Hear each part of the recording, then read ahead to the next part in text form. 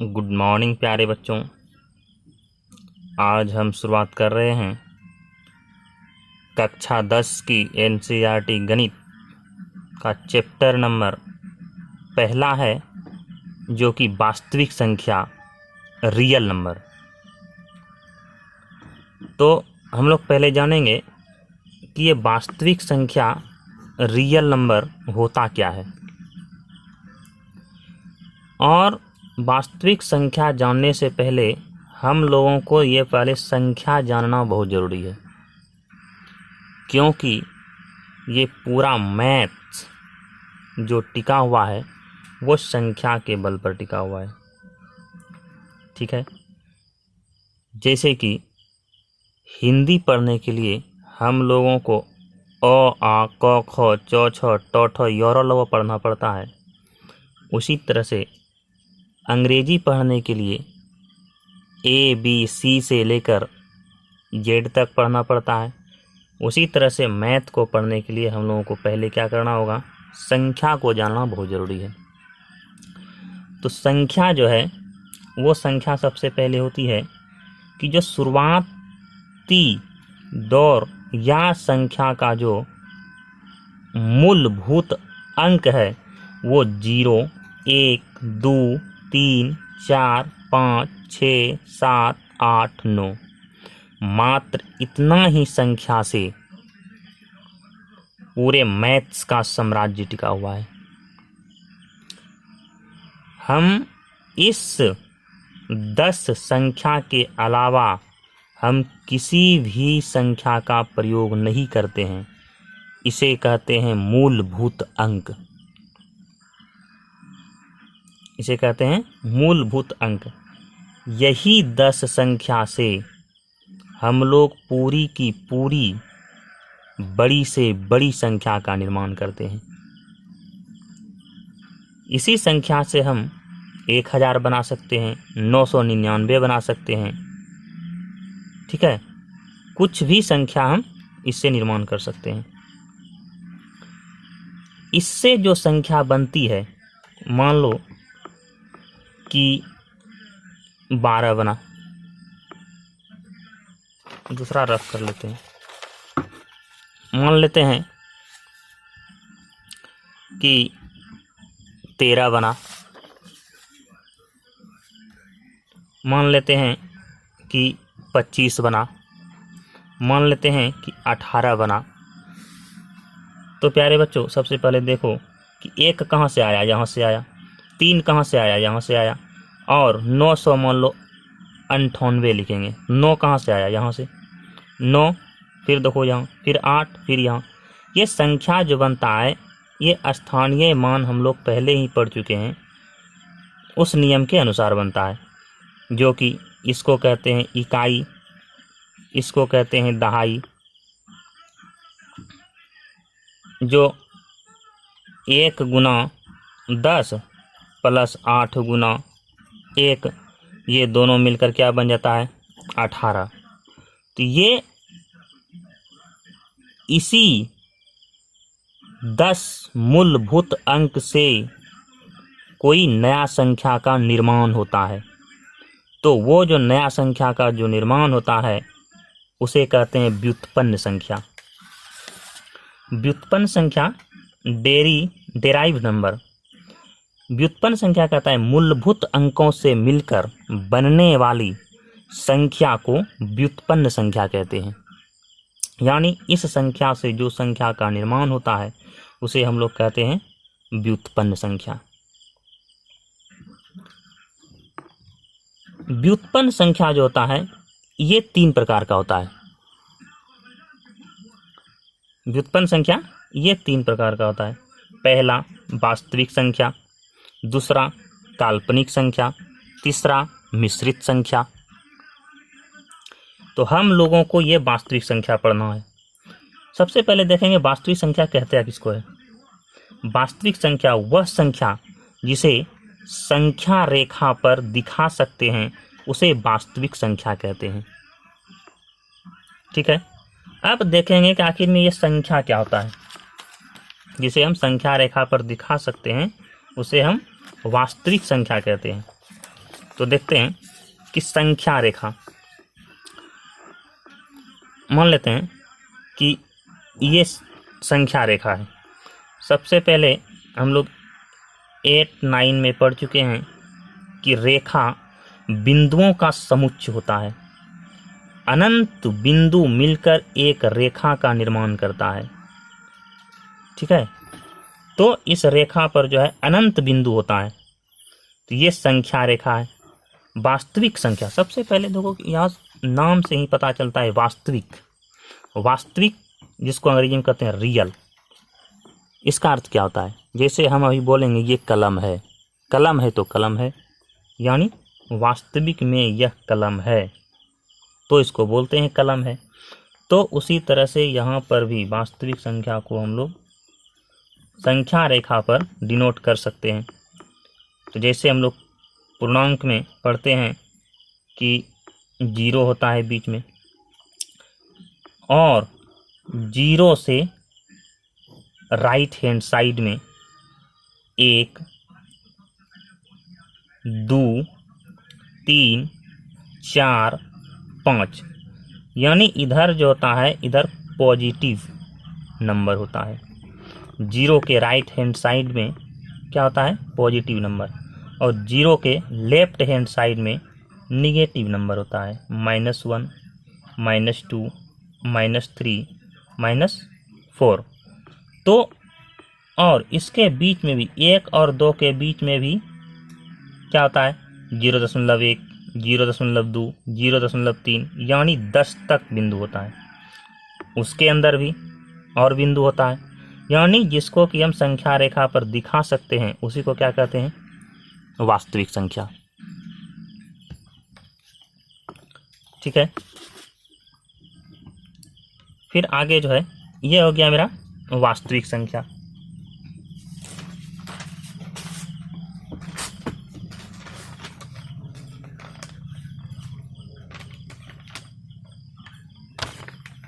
उसके बाद है कि ये हो गया वास्तविक संख्या। जैसे कि यहाँ पर अभी हम लोग देखें कि जैसे हमको 1 लेना है, 1 को कहाँ दिखाएंगे? यहाँ पर, ये मेरा वास्तविक संख्या है। 4 को लेना है तो 4 कहाँ है? यहाँ है, ये हो गया वास्तविक संख्या। अगर कोई बोल दे कि नहीं 0.2 को लेना है, तो 0.2 कहाँ आएगा? 0 और 1 के बीच में यहाँ पर 10 बिंदु है, तो यहाँ पर कहीं ना कहीं क्या होगा? 0.2 हो जाएगा। -4 को लेना है तो -4 कहाँ हो जाएगा? -4 है, यहाँ पर दिखा दिए। आ गया समझ में? उसके बाद हम लोगों को पढ़ना है काल्पनिक संख्या।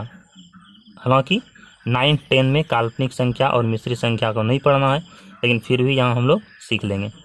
काल्पनिक संख्या का अर्थ होता है कल्पना करना, जो कि वास्तविक से इसका कोई संबंध नहीं है, कोई रिलेशन नहीं है। हम लोग कोई भी कल्पना कर लें, चलो सपोज डेट मान लें कि कल तुम लोगों को ऐश्वर्या राय पढ़ाने के लिए आएगी, मान लिया, लेकिन वो आएगी नहीं। कहाँ से आएगी? वो तो अभिषेक बच्चन के पास है। कल्पना, भले हम कल्पना कर सकते हैं, अच्छा चलो आ गई है या आ जाएगी, लेकिन हालांकि वो आएगी नहीं। अगर हम मान लें चलो ये मार्कर है, हालांकि ये मार्कर है नहीं, क्या है? कलम है, तो मैं कल्पना पर नहीं वास्तविक पर टिकी हुई होती है। ठीक है, जैसे कि काल्पनिक संख्या में ही होता है कि अगर हम किसी भी संख्या को जैसे लिखते हैं कि जैसे होता है 2 का स्क्वायर क्या होगा? 4 होगा। 3 का स्क्वायर क्या होगा? 9 होगा। यानी कि किसी भी संख्या का स्क्वायर करेंगे तो हमेशा क्या होता है? प्लस होता है। जैसे मानते हैं -2 का स्क्वायर क्या होगा? 4 होगा। -3 का स्क्वायर क्या होगा? 9 होगा। यानी माइनस का करें या प्लस का करें, वो हमेशा क्या देगा? प्लस में ही आंसर देने वाला है। -2 का स्क्वायर करेंगे कैसे? -2 गुना -2 तो कितना हो गया? +4। यानी कि हर हाल में माइनस या प्लस का स्क्वायर करेंगे, वर्ग करेंगे, तो वो हमेशा हमको पॉजिटिव में देने वाला है, धनात्मक में देने वाला है। ठीक है, कभी भी निगेटिव यानी माइनस का वर्गमूल नहीं निकलता है। जैसे अगर हमसे कोई पूछ दे कि 9 का वर्गमूल क्या होगा, हम आसानी से बोल सकते हैं 9 का वर्गमूल 3 होगा। लेकिन अगर वही हमसे कोई पूछ दे कि -9 का वर्गमूल क्या होगा, तो ये बताना बहुत मुश्किल है। ठीक है, तो इसको हालांकि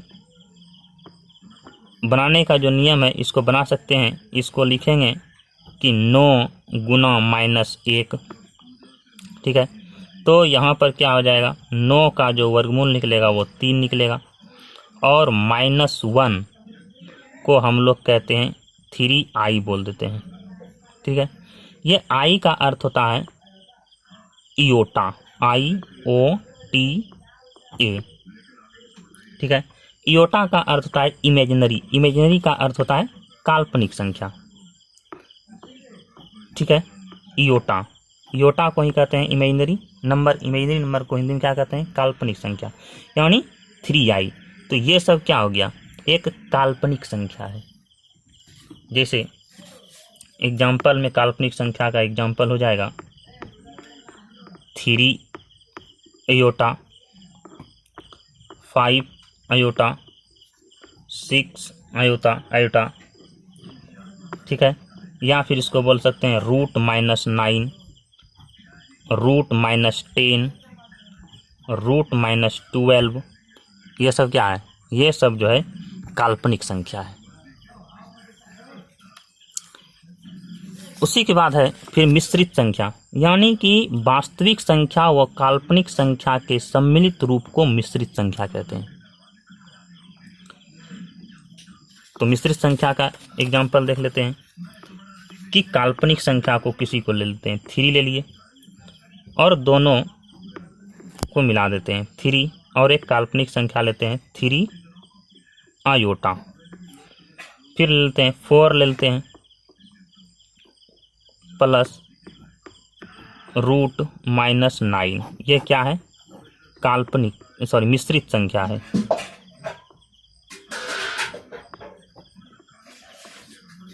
मिश्रित संख्या कॉम्प्लेक्स नंबर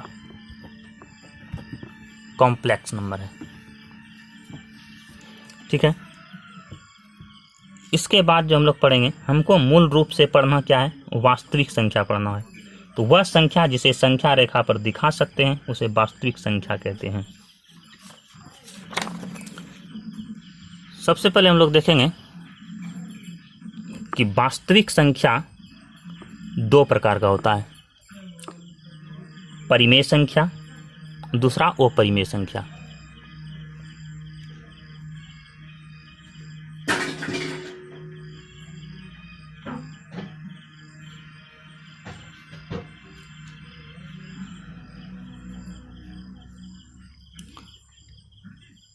वास्तविक संख्या जो है वो 2 प्रकार का होता है, परिमेय संख्या, अपरिमेय संख्या।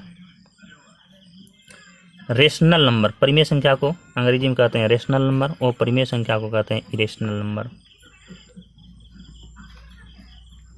परिमेय संख्या भी होता है 2 प्रकार का, पूर्णांक संख्या, भिन्न संख्या। भिन्न संख्या होता है 2 प्रकार का, दशमलव भिन्न, साधारण भिन्न। दशमलव भिन्न भी कई प्रकार का होता है? 2 प्रकार का। दूसरा, पहला शांत, दूसरा अशांत। ठीक है, उसके बाद पूर्णांक जो होता है 3 प्रकार का होता है, शून्य पूर्णांक, ऋणात्मक पूर्णांक, धनात्मक पूर्णांक। हम लोग जानेंगे सबसे पहले परिमेय संख्या। परिमेय संख्या वे सभी संख्याएं जिसे p/q के रूप में लिख सकते हैं जहां p और q पूर्णांक संख्या हो तथा q = ≠0 हो तो उन्हें परिमेय संख्या कहते हैं। अर्थात वैसी संख्या जिसको कि हम p/q के रूप में लिख सकते हैं, यानी अंश बटे हर के रूप में लिख सकते हैं। और जहाँ क्या हो, p और q एक पूर्णांक होनी चाहिए और q के स्थान पर 0 नहीं हो। ठीक है। उसके बाद तो इसका एग्जाम्पल जैसे देखते हैं कि मान लेते हैं कि 3/4 एक क्या है, 3/4 परिमेय संख्या है। 4/6 क्या है, एक परिमेय संख्या है। 3.6 ये क्या है, ये भी एक परिमेय संख्या है। कैसे, 3.6 का दशमलव उड़ा दें, क्या होगा, 36/10। तो इसको भी हम परिमेय संख्या बोल सकते हैं। तो ये हो गया परिमेय संख्या, इसको हम p/q के रूप में लिख सकते हैं। 5 को भी हम p/q के रूप में लिख सकते हैं, 5/1। तो ये क्या है, एक परिमेय संख्या है। उसके बाद देखेंगे अपरिमेय संख्या को। अपरिमेय संख्या वैसी संख्या जिसे p/q के रूप में नहीं लिख सकते हैं, अर्थात वह परिमेय संख्या नहीं होती है। यानी जो परिमेय संख्या नहीं है वो अपरिमेय संख्या है। ठीक है, और इसको हम p/q के रूप में नहीं लिख सकते हैं।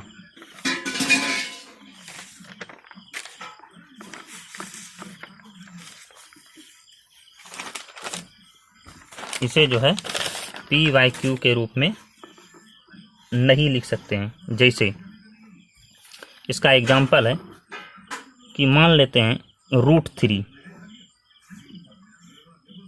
ठीक है, √3 का जब हम निकालेंगे तो ये जो है p/q के रूप में नहीं आता है।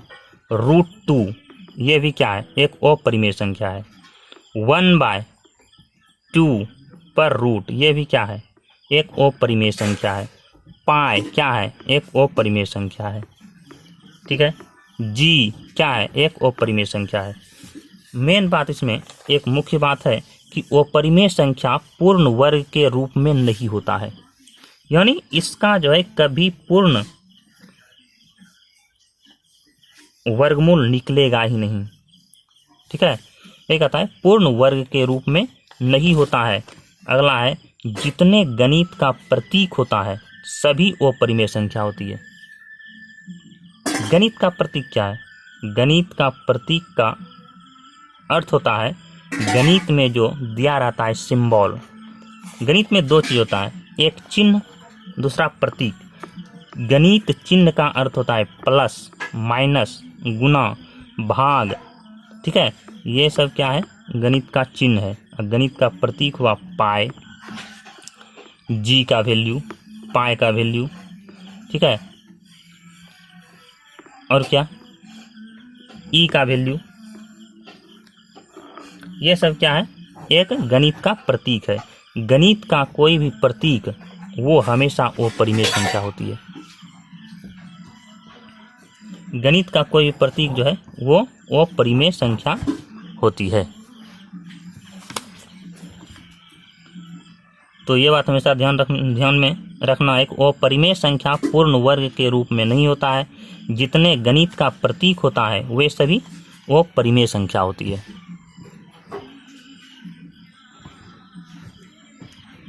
आगे देखते हैं।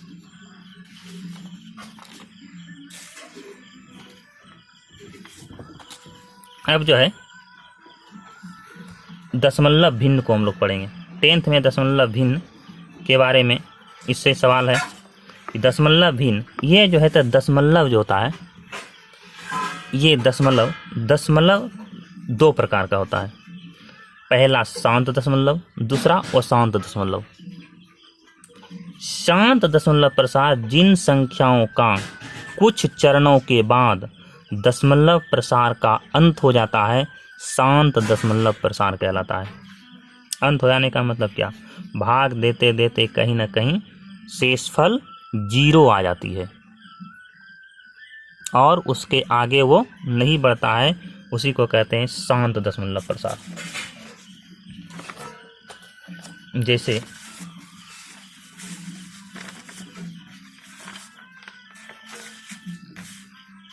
कि शांत में भी है लेते हैं एग्जाम्पल, शांत दशमलव प्रसार है 5/2। इसको अगर भाग देते हैं 5/2 में तो 2 दूनी 4, कितना बचा शेषफल 1। 1 दशमलव लगाएंगे 0 आएगा, 2 पंचे 10, क्या हो गया दशमलव में आया लेकिन पूरा पूरा यहाँ शेषफल 0 हो गया। तो हम क्या बोलेंगे कि 5/2 जो है एक शांत दशमलव प्रसार है। फिर उसके आगे देखते हैं कि 10/4, इसमें भाग लगाएंगे तो ये भी 2 दशमलव कितना देगा 5 देगा। ठीक है, यानी कि जो भाग देने के बाद कहीं ना कहीं शेषफल लास्ट में 0 हो जाता है वो शांत दशमलव प्रसार कहलाता है। उसी तरह से अशांत दशमलव प्रसार, जिन संख्याओं का कुछ चरणों के बाद दशमलव प्रसार का अंत नहीं होता है, अर्थात जिनमें दशमलव प्रसार निरंतर जारी रहता है, अशांत दशमलव प्रसार कहलाता है। ठीक है, जैसे अशांत में है कि मान लेते हैं कि 3/8 अशांत का जो एग्जाम्पल है इसमें ले लेते हैं 3/8, यानी क्या करेंगे 3 में भाग देंगे 8 से, तो सबसे पहले क्या आएगा 0 आएगा, तो यहाँ पर एक 0 आएगा, कितना हो गया 8 या 24, फिर कितना बचेगा यहाँ हो जाएगा 8 या 24, 6 8 7 56, कितना आएगा 4, 0 आएगा, 8 5 40। तो ये क्या हो गया शांत हो गया। इसको क्या बोलेंगे शांत प्रसार बोलेंगे।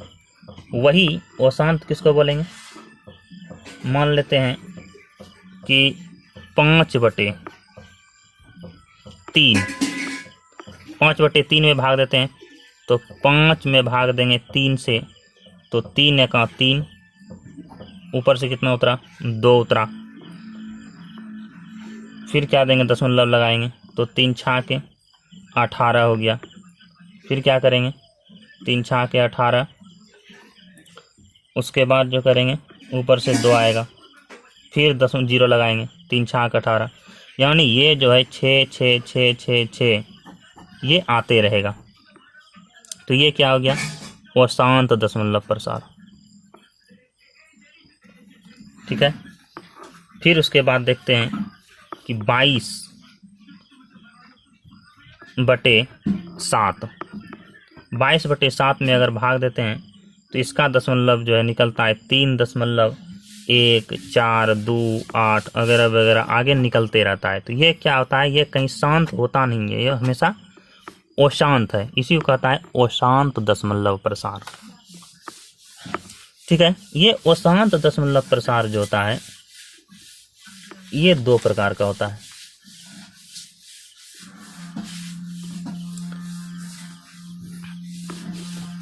ये जो होता है 2 प्रकार का होता है। कौन कौन होता है, पहला होता है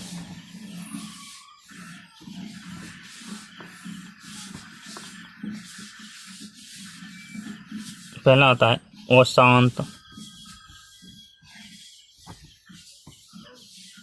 आवृत्ति,